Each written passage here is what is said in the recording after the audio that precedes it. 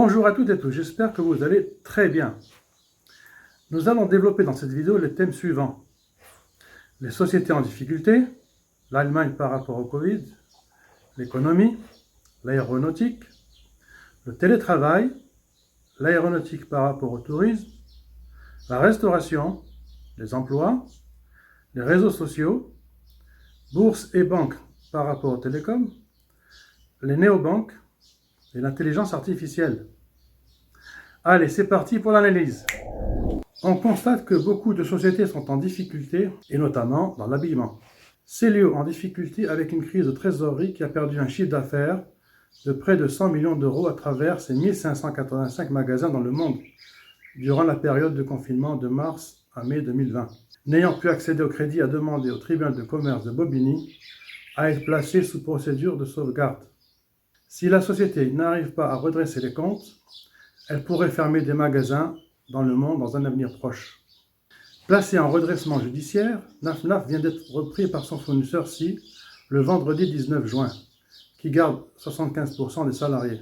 Quant à Camaïeu, il a été placé en redressement judiciaire le 26 mai et ses 3900 employés seront fixés sur leur sort début juillet. Nokia veut dégraisser un tiers de ses cadres chez Alcatel-Lucent. Et cela concerne les postes sur la recherche et développement et les fonctions centrales sur les sites de Paris-Saclay et Lannion. 1500 personnes positives au Covid dans 2 abattoirs allemands. Le cluster a tendance à disparaître. En Allemagne, quand une personne contamine 2,8 personnes, ce n'est donc pas bon. Le virus continue sa propagation. Quand une personne ne contamine que 0,6 personnes, c'est à ce moment-là que le virus disparaît. 9 fois sur 10 des personnes de plus de 65 ans sont mortes du Covid.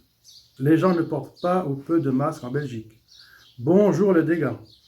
Dans un avenir proche, tous ces gens risqueront d'être reconfinés, veut pas. Des dermatologues tirent la sonnette d'alarme sur l'usage du gel hydroalcoolique. Quand on s'expose au soleil, des taches peuvent apparaître sur la peau. Attention. Les épidémiologistes craignent une reprise, une seconde vague épidémiologiste au début de l'hiver.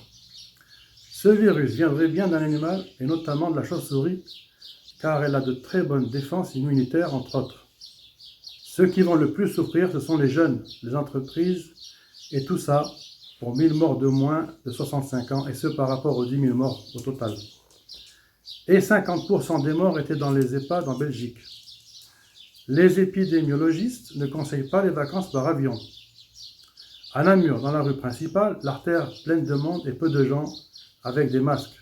Les gens se lâchent en définitive. La Covid a encore de beaux jours devant elle.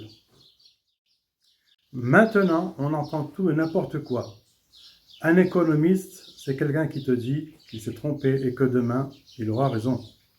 Les VL, ou valeurs liquidatives, elles sont toutes à moins 8, moins 10.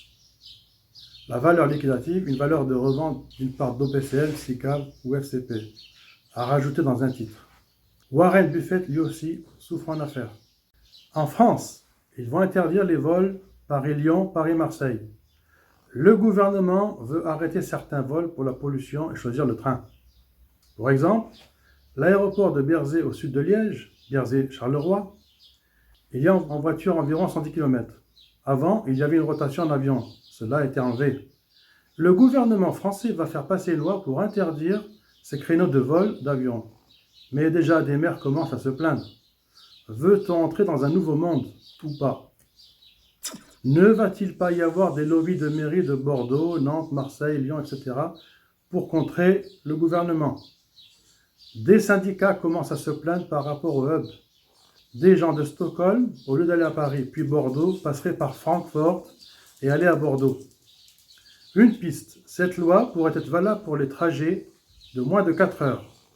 Tu prends le train, comme ça personne des compagnies de low cost viendrait prendre la place d'Air France. Ceci est fait quasiment pour le télétravail. Les jeunes sont très demandeurs de télétravail. Bien souvent, ils n'ont pas de voiture, etc. Maintenant, il faut savoir ce qu'on veut.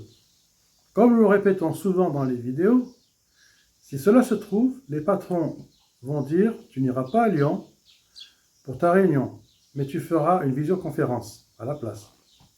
Les patrons vont chercher davantage à faire des économies. On est dans un autre monde. si on ne prend pas de telles décisions, de nouvelles lois, on risque de passer à côté et de reprendre les anciennes habitudes. On sait très bien que l'aéronautique, ce n'est plus cela. Le CEO d'Airbus a dit à ses employés que nous serons amenés à prendre des décisions difficiles, dixit les licenciements. On sait que pour rentabiliser un trajet d'un avion de ligne, 80 à 85% sont nécessaires au remplissage pour la rentabilité. Donc moins d'avions et des augmentations à la clé des billets d'avion. C'est presque inévitable. Pour le tourisme, il faudra s'attendre à beaucoup de monde. Pour exemple, dans les Ardennes, dans les coins reculés, le tourisme local pourrait se développer davantage cet été. À l'avenir, il y aura peut-être une autre forme de tourisme. Un restaurateur sandwicherie tourne à 25% à Chenay, en périphérie sud de Liège, et n'a plus comme client habituel des gens âgés, retraités qui ne viennent plus. La crainte d'attraper la Covid fait qu'ils restent chez eux. Elle attend la rentrée pour voir les étudiants. Elle travaillait avec un employé qu'elle n'a pas réembauché. À la rentrée, ce restaurateur sera-t-il encore ouvert à l'automne? Pour d'autres restaurateurs qui tentent d'ouvrir seuls sans employés, ils risquent de ne pas tenir longtemps à tout faire seuls. De plus, les clients se lassant du restaurant ne reviendront peut-être pas. De mai à septembre, les employeurs en France sont tenus de donner 15 jours de vacances aux salariés. Maintenant, avec la rareté du travail, à prendre ou à laisser. Tu ne peux pas donner à boire à un âne qui n'a pas soif. En résumé, si les sociétés n'ont pas de boulot, elles n'engageront pas. On ne pourra pas aider tous les secteurs. Et les jeunes qui avaient l'habitude de faire des petits boulots pendant l'été vont rencontrer des difficultés cette année. En Allemagne, ils ont fait beaucoup plus qu'en France pour aider. Idem en Italie. Pour les réseaux sociaux, un fiasco pour le meeting de M. Trump. Des jeunes qui se sont mis d'accord via le réseau TikTok ont réservé plus de 100 000 demandes pour assister au meeting.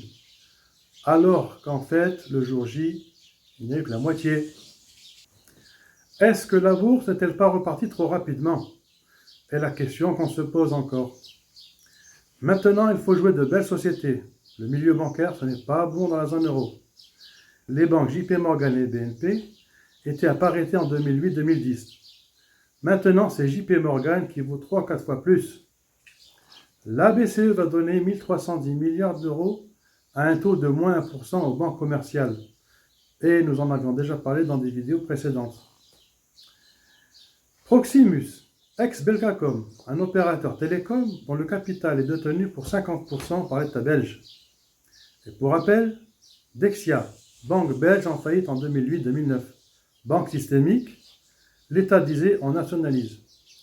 La branche assurance et la branche bancaire qui s'en sortaient bien. Et donc c'est reparti depuis. Dexia s'appelle Belfus désormais.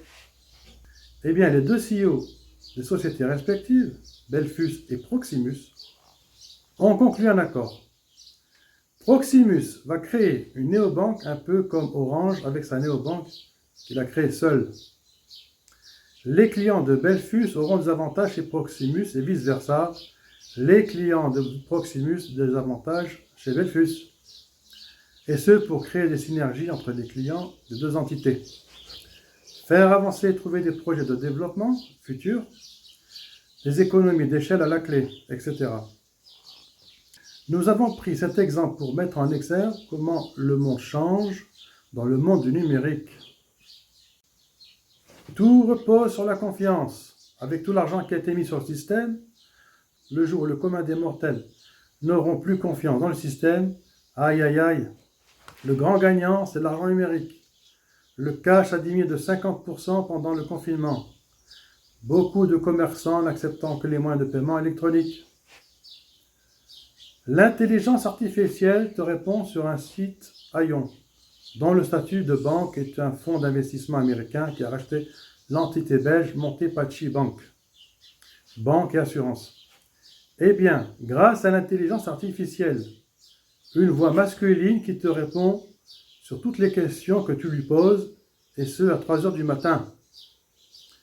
Nous sommes dans un autre monde, mais beaucoup n'en ont pas encore pris conscience. Nous arrivons à la fin de cette vidéo. Si vous avez apprécié le contenu de cette vidéo, pensez à mettre un like et pour les nouveaux, de vous abonner et de partager la vidéo. Je vous remercie infiniment de m'avoir suivi jusqu'au bout et je vous dis à très bientôt dans une prochaine vidéo. Au revoir!